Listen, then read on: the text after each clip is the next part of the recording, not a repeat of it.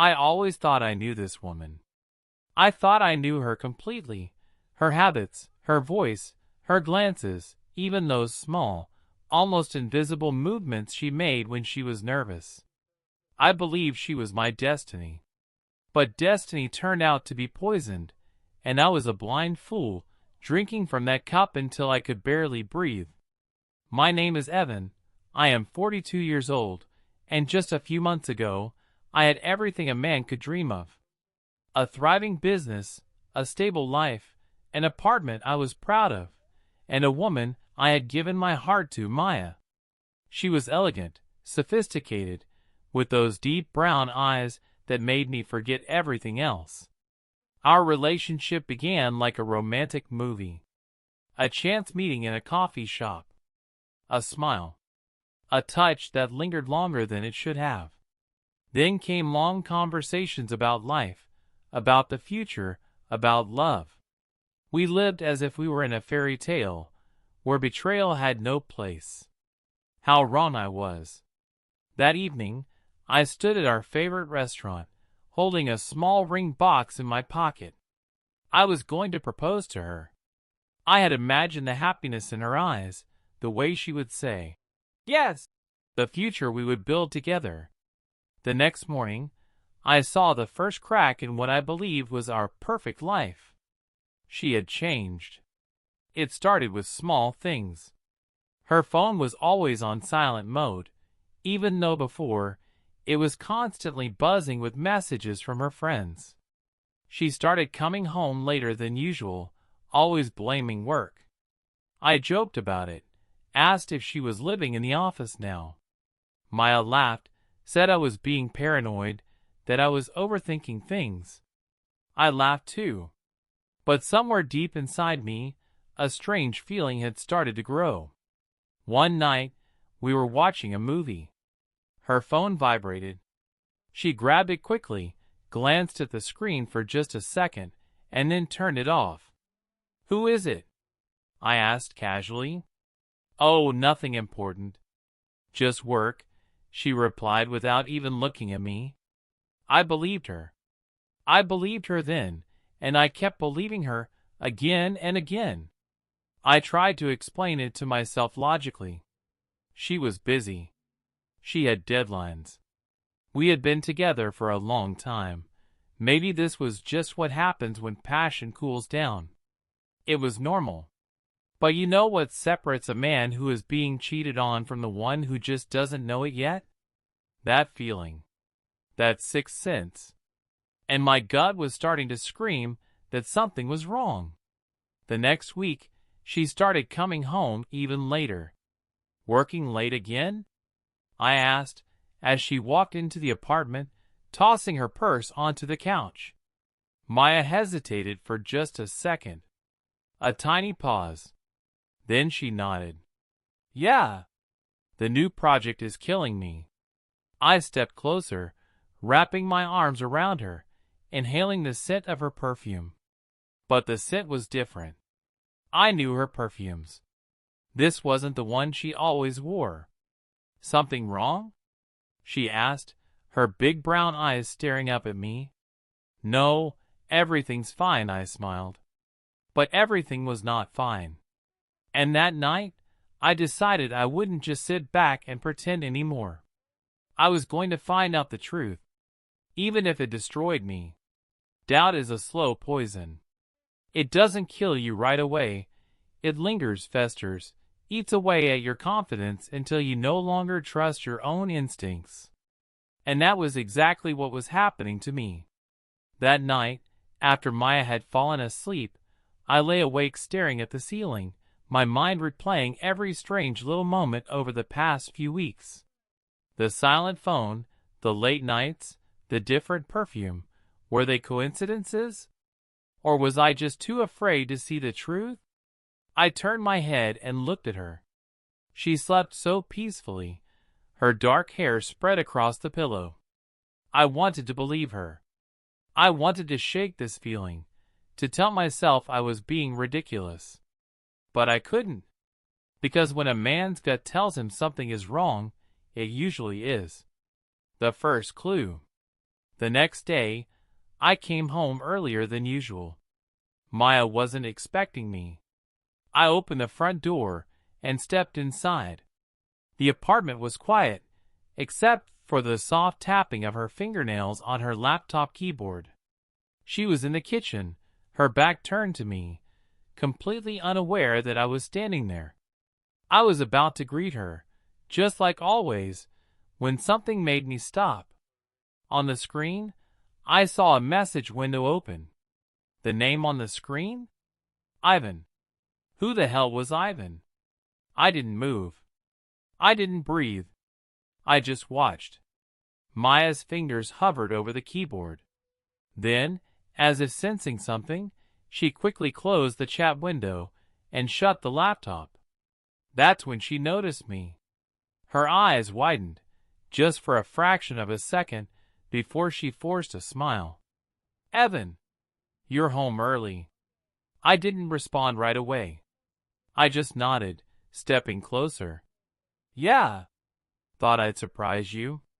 She laughed, standing up, brushing a hand over her dress like she was smoothing out invisible wrinkles. That's sweet. I was just finishing some work. I glanced at the laptop. Who are you talking to? It was a simple question, but I saw the way she hesitated, the way she took a second too long to answer. Oh, just a colleague. Ivan. We're working on a project together. I forced myself to smile back. Oh, okay. She nodded quickly. Yeah, it's nothing. Just work. But she didn't ask me how my day was. She didn't offer me a hug or a kiss like she usually did. She just picked up her laptop and said, I'm going to take a shower. And then she left the room. And just like that, my doubts weren't just doubts anymore. The game of lies. The next few days, I watched her more closely. She thought she was being careful. She thought I didn't notice. But I saw everything. She always turned her phone screen away when she got a notification. She started taking longer showers, leaving her phone outside the bathroom face down. When I asked if she wanted to go out for dinner, she suddenly had too much work. And then, on Friday night, she told me something that set my blood on fire. Evan, I have to work late tomorrow. There's a deadline coming up. Saturday. She never worked on Saturdays. I played along. Sure. I'll probably just hang out at home then. She smiled, kissed me on the cheek, and said, You're the best. But as soon as she turned away, my smile disappeared. I had made up my mind. I was going to follow her. The trap is set. The next evening, I waited until she left. She was dressed too well for work. A black dress that hugged her body in all the right places. Heels. Perfume. For a work deadline? Yeah, right. I let her leave first. Then I grabbed my car keys and followed. The city streets were busy, but I kept my distance. She drove for about 20 minutes, heading toward a part of town where we never usually went. Then she pulled into a small hotel parking lot. My hands tightened around the steering wheel. I parked across the street, my heart hammering in my chest as I watched her step out of the car, fix her hair, and walk toward the entrance. She didn't even hesitate. She knew exactly where she was going. And then, a man stepped out of the lobby to greet her. Tall, dark-haired, well-dressed. Ivan. I gripped the door handle, feeling rage pulse through my veins. She smiled at him. He touched her waist. She laughed. And then, they walked inside together. And the world as I knew it ceased to exist. End of Chapter 2, The Betrayal begins. What happens next? In Chapter 3, Evan will be faced with an impossible decision. Confront them now or wait for proof. His emotions are boiling, but he knows one wrong move could destroy everything. The truth is worse than he imagined. There are moments in life that define a man. Moments that change him, break him, or turn him into someone he never thought he could be. And this was mine. I sat in my car, gripping the steering wheel so tightly my knuckles turned white, my heartbeat pounding in my ears. My mind was racing, screaming at me to do something. Walk in there. Catch them in the act. Tear that bastard apart. Show her that she made the biggest mistake of her life. But another voice, the cold, calculating part of me, said, "Wait." I had already lost my trust in her. I wasn't going to lose my advantage, too. So I did what no betrayed man ever thinks he'll do. I took out my phone. And I started recording. The proof of betrayal. My hands trembled as I zoomed in on the hotel entrance, capturing Maya and Ivan walking inside together. The way he placed his hand on her lower back. The way she leaned into him as they laughed. How long had this been going on? How many times had she left me at home, kissed me goodbye, whispered, "I love you," only to end up here? My chest burned. I sat there for 40 minutes, staring at that hotel, imagining the worst. When Maya finally walked out, she was fixing her hair. Ivan followed a minute later, adjusting his tie, looking relaxed, satisfied. I felt my stomach twist. I pressed stop on the recording. I had my proof. And now? Now it was time for revenge. A man's revenge is cold. I drove home before she did. When she walked in, her eyes widened slightly. "Oh, you're home early." She was good at lying. I looked at her, really looked at her, taking in the details I had been too blind to see before. The faint smudge of lipstick on her jaw. The way her perfume lingered, stronger than usual. The fake innocence in her eyes. I forced a smile. "Yeah. Just had a quiet night." She kissed me on the cheek. And I let her. Because the next part of my plan? I needed her to believe everything was normal. I needed her to think she had one. Setting the trap. Over the next few days, I played my role. The loving boyfriend. The trusting fool. I let her lie to me. Let her smile at me. Let her tell me she was working late, while I watched her location ping at the same hotel again. But behind the scenes, I was preparing my final move. I made copies of the videos. I hired a private investigator. And I found out just how deep this betrayal really went. It wasn't just an affair. It was worse. Maya and Ivan had been planning something behind my back. And when I discovered what it was, I realized this wasn't just about cheating. This was about destroying me. Betrayal cuts deep. But there's something worse than being cheated on. Being played for a fool. I thought I had uncovered the worst of Maya's secrets. I was wrong. Because the truth? It was so much darker. The final piece of the puzzle. The private investigator I hired didn't just confirm Maya and Ivan's affair. He found something else. Something that made my blood run cold.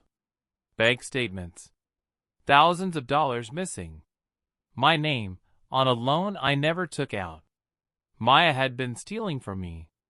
Not just lying. Not just cheating. She had been slowly draining my accounts. For what? To run away with Ivan. To start a new life with the man she had been sneaking off to hotels with. And I was the one paying for it. The rage inside me. I sat at my desk, staring at the documents. Her fake signature. The secret transactions. The evidence of her betrayal stacked in front of me. I was done. Done playing the fool. Done pretending not to see the truth. Done being the man she could use and throw away. She thought she could rob me, humiliate me, and then walk away clean. She thought I wouldn't find out. she thought wrong. Setting the perfect trap. I took my time. Revenge isn't something you rush. It's something you craft. Every move had to be calculated. Every detail flawless. I needed her to think she was winning. So I played the role. I stayed kind. Loving. Let her believe I was still her clueless, devoted boyfriend. I let her take more money. Let her think she had fooled me completely. I tracked every transaction. Every lie she told. Until the day of reckoning came. And when it did, I made sure Maya never saw it coming. The night it all fell apart. It was a Friday. The day Maya had planned to leave.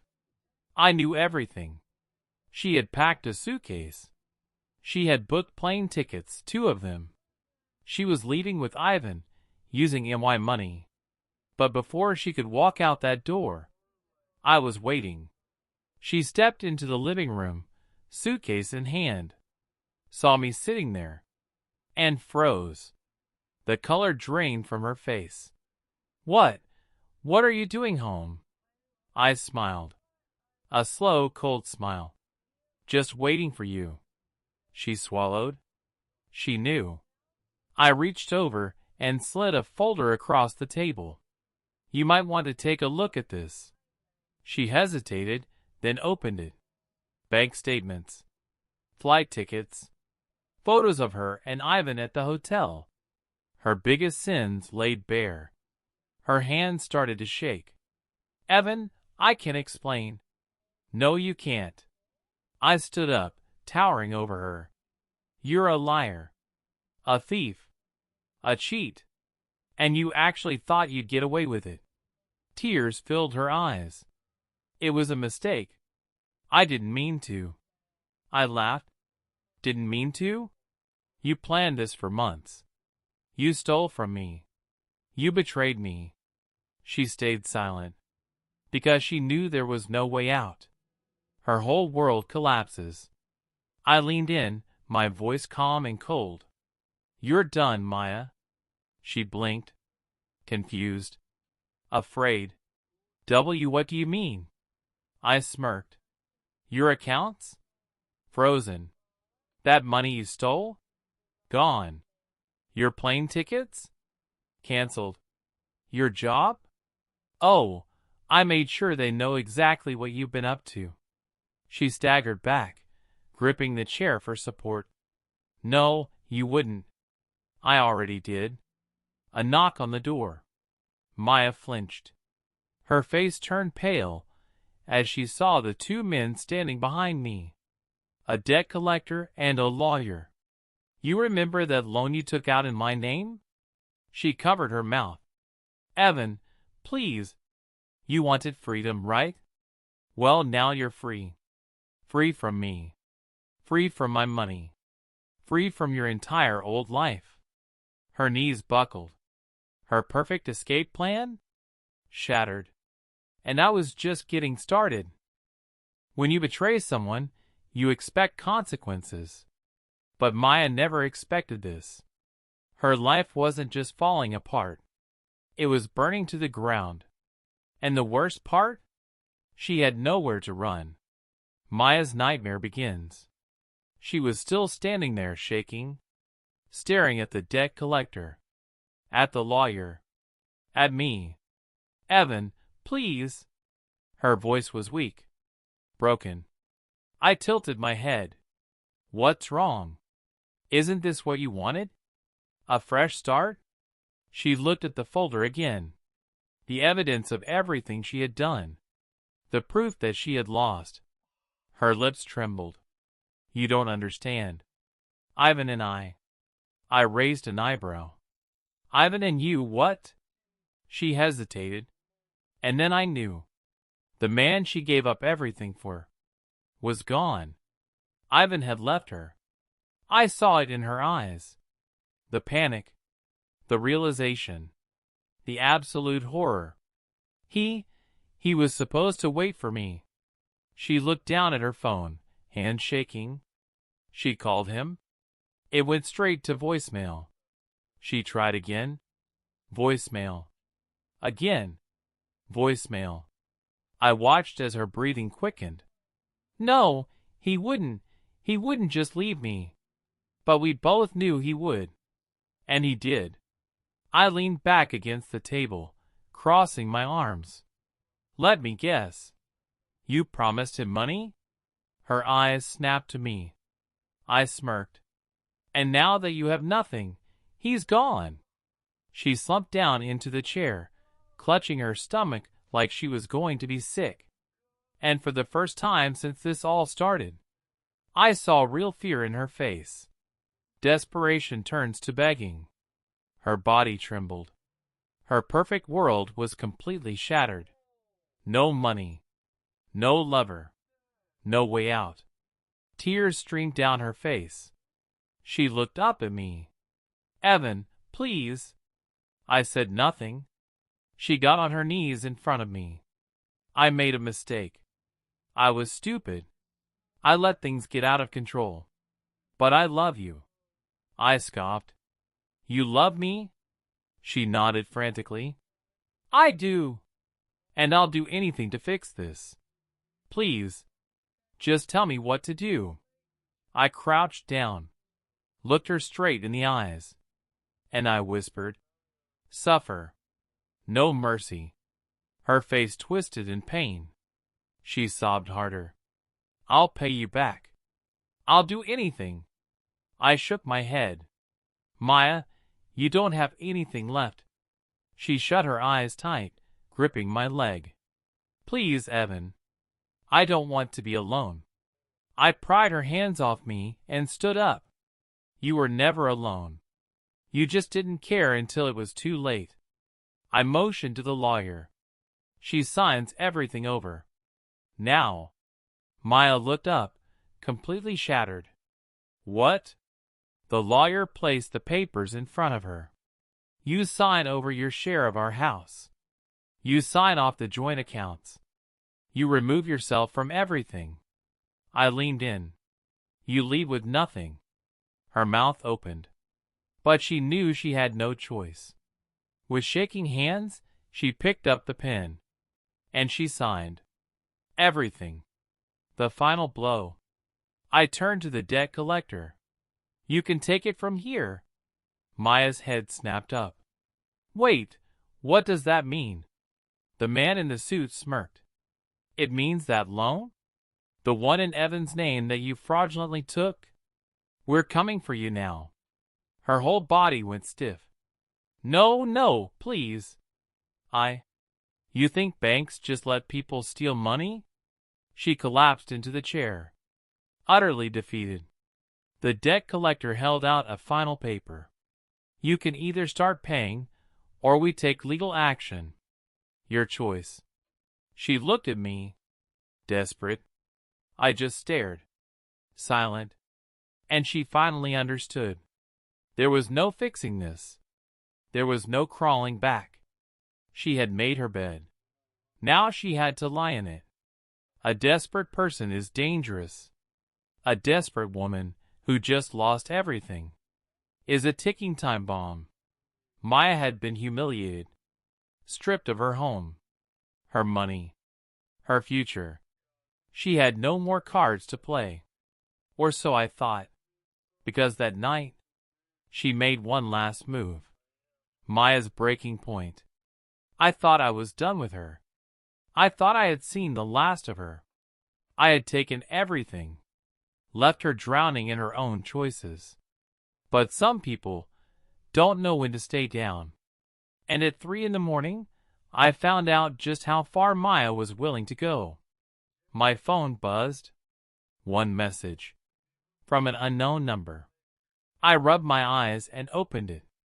And then, my blood ran cold. A picture of her, standing outside my apartment, staring straight at my door. A visit in the dead of night. My heart pounded. I grabbed my phone, my pulse racing, and walked to the door. The peephole was dark. Too dark. I stood there for a second, listening. And then, a soft knock. Tap. Tap, tap. I clenched my jaw. She wasn't going to just disappear. Fine. I unbolted the lock, and I swung the door open, face to face with the enemy. There she was. Her hair was a mess. Her face was pale, hollow. Her eyes were wild. She looked like a ghost of the woman she used to be. And she was smiling. Not the smile of someone defeated. No. It was something worse. A smile that said, "I have nothing left to lose." The last begging attempt. She stepped forward. I didn't move. "You're out of your mind." She tilted her head. "Am I?" She reached out, tried to touch my chest. I grabbed her wrist midair. "You don't get to do that anymore." She laughed. "Come on, Evan." Her voice was syrupy. "You really think you're just going to move on? After everything?" I pushed her hand away. "I already have." Her face twitched, like a mask cracking. "No. No, you haven't." Her voice was shaking now. "You're just pretending.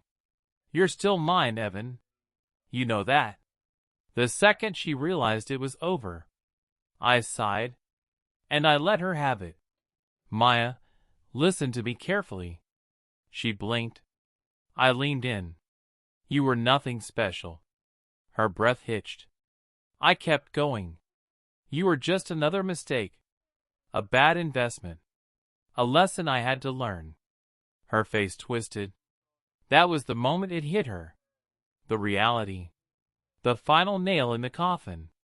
She was nothing to me anymore. And I never planned to look back. From desperation to rage. Her breathing changed. Her fingers curled into fists. "And then?" she snapped. "You think you're better than me?" Her voice was like a scream and a sob at the same time. "You ruined me. You took everything." She shoved me hard. "And you think you get to just walk away?" I caught her wrists, pushed her back. "I don't think, Maya." "I know." She let out a shaky, broken breath. Then, she did the one thing I wasn't expecting. She fell to her knees, and she sobbed. The final goodbye. She was done. Completely broken. And for the first time I felt nothing. No anger. No pity. No hate. Just emptiness. I turned, stepped back inside, and before I shut the door, I looked at her one last time. "Goodbye, Maya." Then, I closed the door. And this time, she didn't knock again. The house felt hollow. Not just empty, dead. A place once filled with laughter, love, and warmth had become a graveyard of broken trust. Every room, every shadow, every whisper of air reminded me of the betrayal that had shattered my life. For days, neither Evan nor Maya spoke to me. They walked around like ghosts, careful not to cross my path, terrified of what I might do next. Good. But silence wasn't enough. I didn't want just distance. I didn't want just to leave and pretend this never happened. I wanted them to feel it. I wanted them to watch as everything they had built together burned to the ground. And I was going to make sure they did. Evan's downfall begins. Evan had always been the golden boy, the charming, smooth-talking, career-driven guy who thought the world was his to take. Too bad he thought he could take my world too. I had friends in high places, people who owed me favors. So I made a few calls, sent a few emails. It didn't take long. The next morning, Evan walked into his office expecting another day of success. Instead, he walked into a trap. His company had received an anonymous report, allegations of misconduct, financial irregularities, and inappropriate workplace behavior. The board didn't hesitate. They fired him on the spot. By the time he got home that night, He looked like a man who had seen a ghost.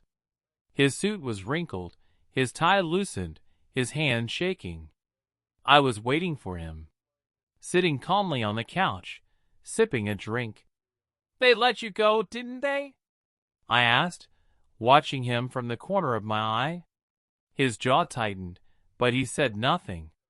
I smirked. "Actions have consequences, little brother." His fists clenched. His face turned red. He wanted to hit me, to lash out. But he didn't, because he knew this was only the beginning. Maya's secret plan exposed. Maya thought she could manipulate her way out of this.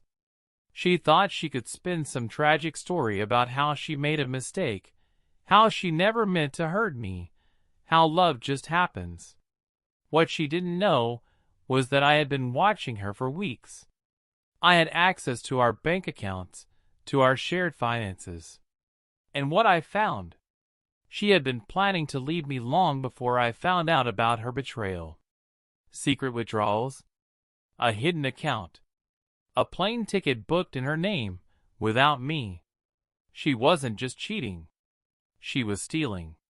She was running. And I wasn't going to let her. One night, as she stood in the kitchen pretending like she could salvage this, I slid a printed bank statement across the counter. She hesitated before picking it up. I saw the color drain from her face the second she realized what it was. "What is this?" she whispered. I leaned forward. "You tell me, Maya." She swallowed hard, her hands trembling. I can't explain." "Don't." My voice was sharp, cold, merciless. "You've lied enough." Tears welled up in her eyes, but I didn't care.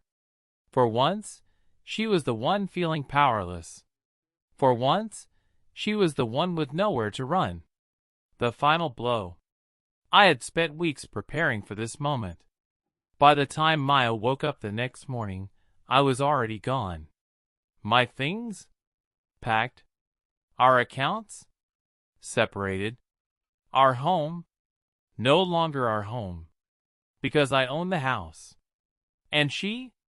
She had nothing. Evan was unemployed. Maya was broke. They had each other. And nothing else. I blocked their numbers. Ignored their calls.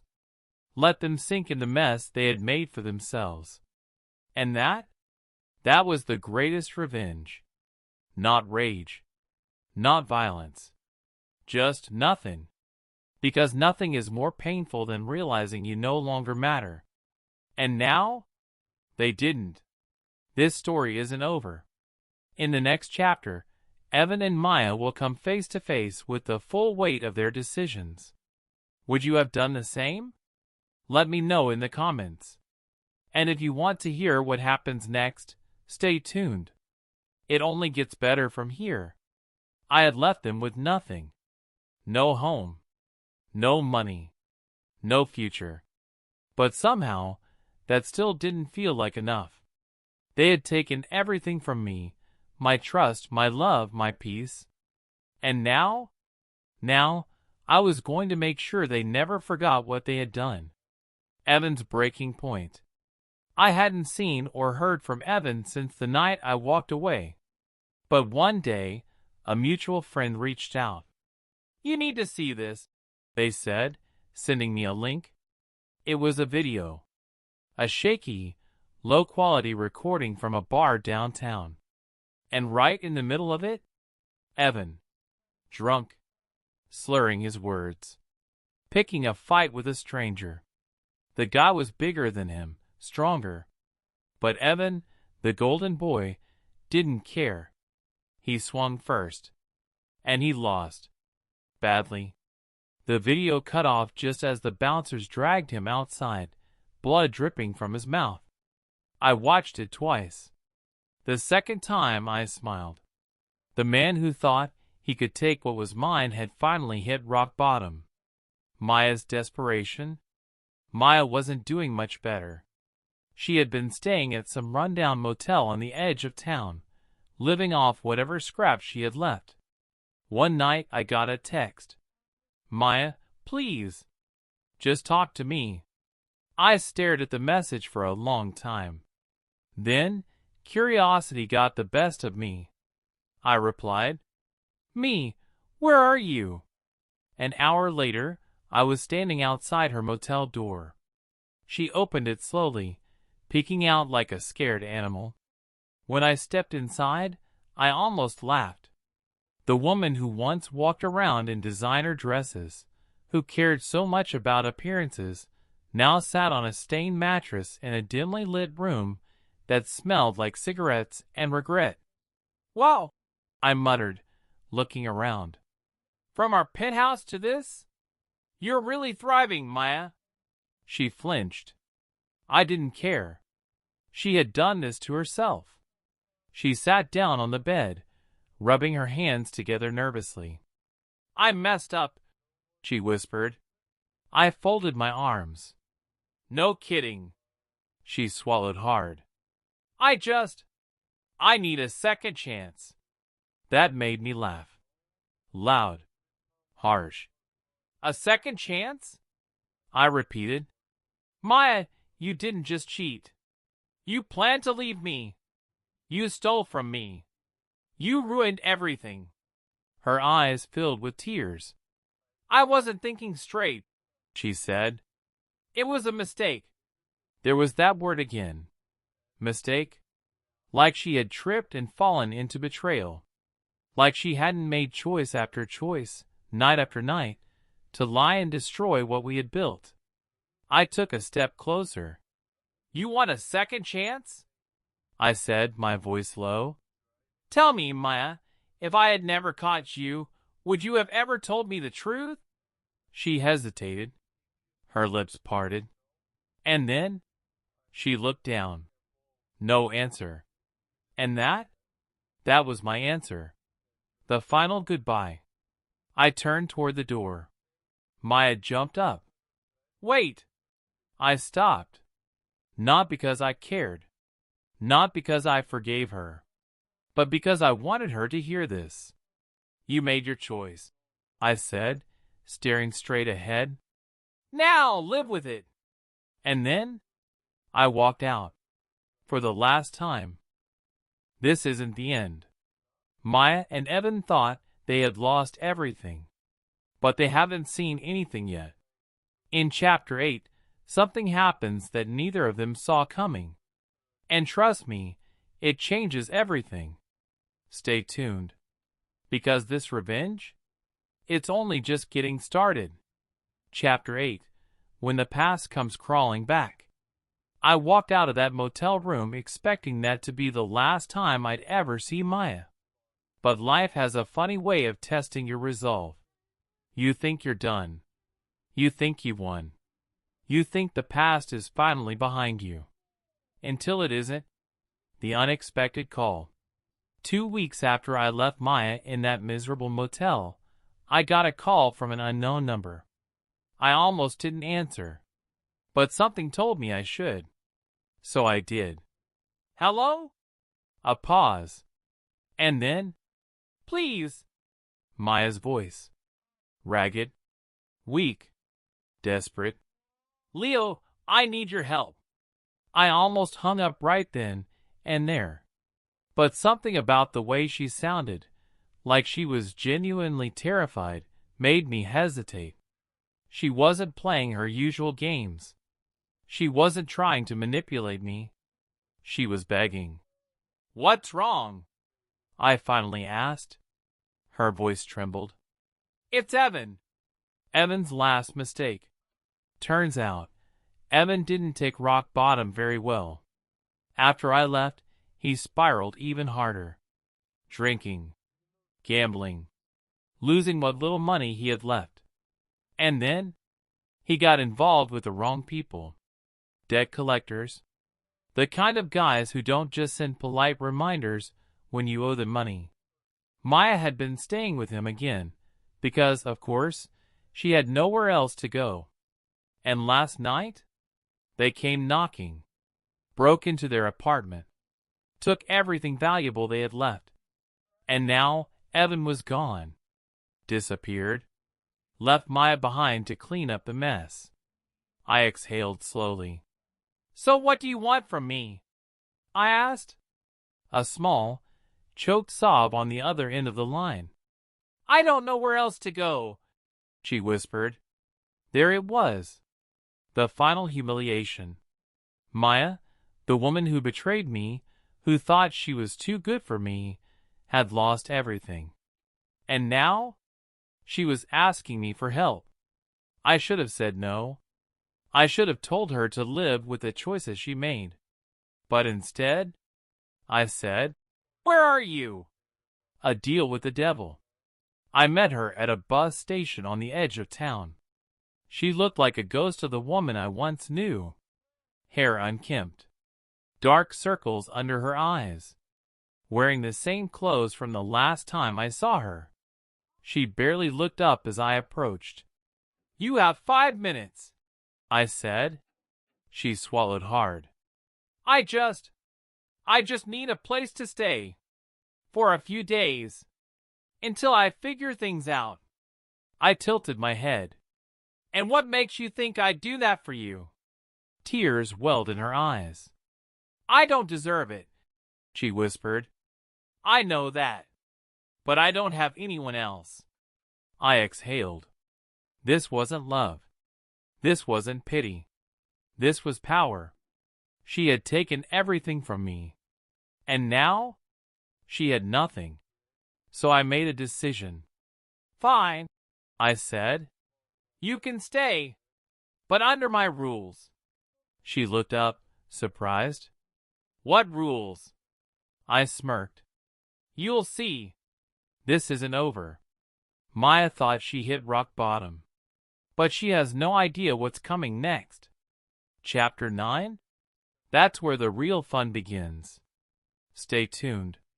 Chapter 9. The rules have changed. Maya sat across from me in the car, her hands resting in her lap, fingers twitching slightly. She knew she had no power here. No cards to play. No lies left that I hadn't already seen through. And that was delicious. I pulled into my driveway, shut off the engine, and turned to face her. You follow my rules or you leave, I said simply. No second chances. No negotiations. She nodded quickly. I understand. I smiled. I don't think you do. She swallowed hard. Rule 1, you're nobody here. I led her inside and pointed to the small guest room at the end of the hall. You sleep there, I said. Not in my room. Not on my couch. There. Maya nodded. I leaned in slightly, lowering my voice. And don't you dare think about going through my things. You're a guest. You don't belong here. You don't get to act like you do. She bit her lip. I won't, I cut her off. You'll cook. You'll clean. You'll earn your keep. Her lips parted slightly, like she wanted to argue, but she knew better. Okay, she whispered. I tilted my head. Okay, what? She hesitated. Okay, Leo. Good girl. Rule 2, you owe me. She tried to settle in over the next few days, but I made sure it wasn't comfortable. I didn't talk to her unless I had to. I barely acknowledged her presence. She had wanted to come crawling back into my life? She would do so as a ghost. On the third morning, she hesitated at the kitchen counter, pouring herself coffee. Can I? No. She blinked. I set my own cup down and leaned in. You don't get to ask for anything, I said. You don't get to assume anything. Her jaw tightened. I could see the fight inside her.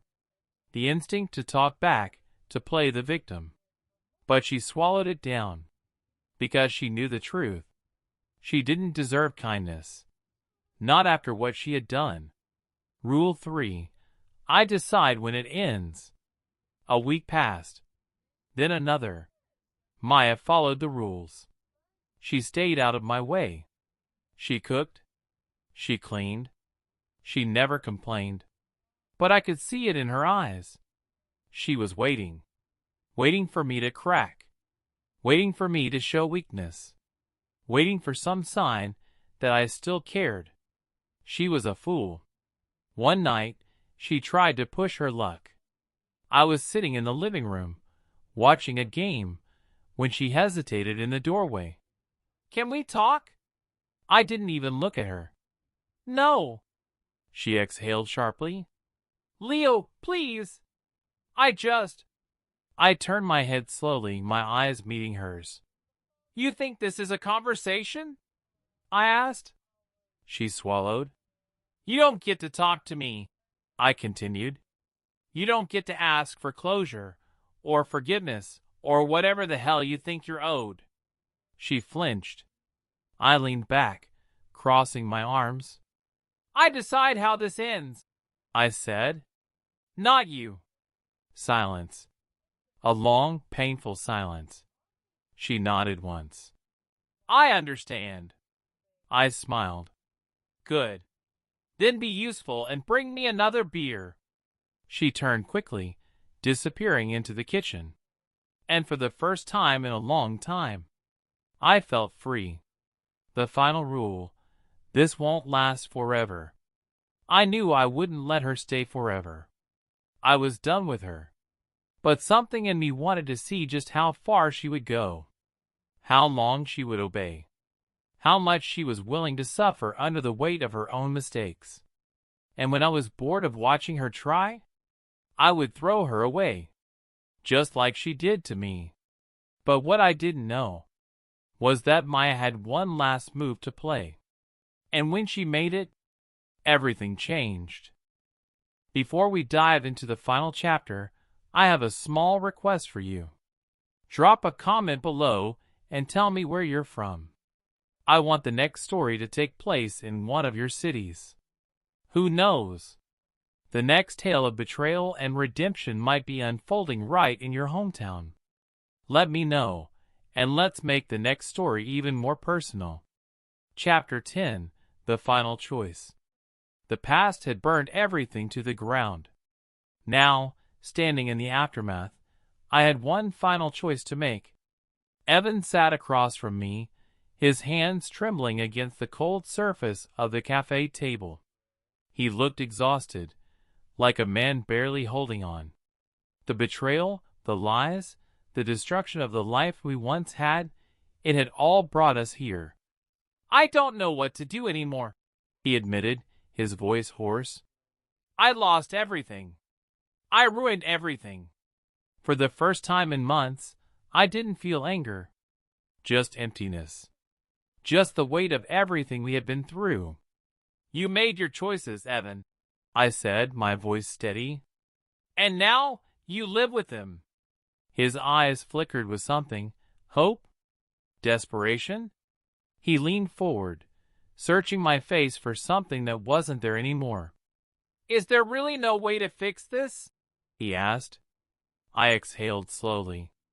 Once, I might have wanted to save him, to believe in redemption. But now, I understood something painful but true. Some people don't get second chances. I stood up, sliding my chair back. Evan watched me, waiting for some kind of answer, some kind of closure. And I gave it to him.